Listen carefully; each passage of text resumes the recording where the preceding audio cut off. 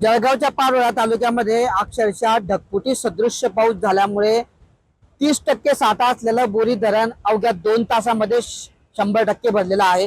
आपण आता याच बोरी धरणावर आहोत आणि आपण जर बघितलं तर या धरणाचे जे आहेत जवळपास सर्व दरवाजे जे आहेत ते उघडलेले आहेत आणि मोठ्या प्रमाणावर जे आहे हजारो लाखो क्युसेस पाण्याचा विसर्ग जो आहे तो नदीमध्ये केला जातो आहे। सकाळी 9 वाजेच्या सुमारास या ठिकाणी या धरणामध्ये मृत साठा सोडून केवळ 30% हा जिवंत साठा होता आणि त्यानंतर दुपारी 11 वाजता पाण्याच्या प्रवाहामध्ये या ठिकाणी वाढ झाली।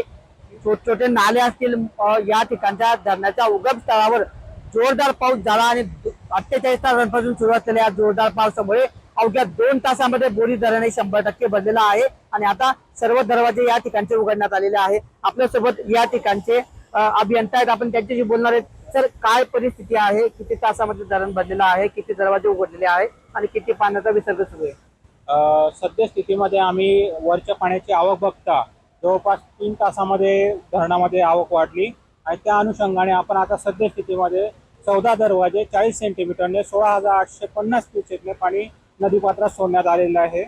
आणि त्याचबरोबर आम्ही पाणी सोडण्याच्या आधी नदीकाठचे अंमळनेरपर्यंतचे जे गाव आहेत, पारोळा तालुका व अंमळनेर तालुका, या सर्व गावांना सतर्कतेचा इशारा दिलेला आहे। तर अशा पद्धतीने हे जे बोरी धरण आहे या ठिकाणी जवळपास 14,000 क्युसेस एवढ्या 14 दरवाजांमधून पाण्याचा या ठिकाणी विसर्ग केला जातो आहे आणि ही जी नदी आहे पुढे अंमळनेर पर्यंत जाते आणि या नदीला पूर आल्यामुळे आता अंमळनेर देखील या ठिकाणी जलमय झाले असून अंमळनेर शहराला जो आहे पुराच्या पाण्याचा वेढा बसलेला आहे।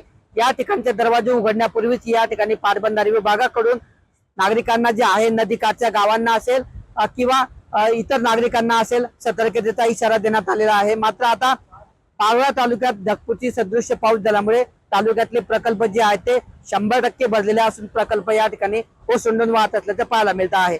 किशोर पाटील, TV9 मराठी, जळगाव।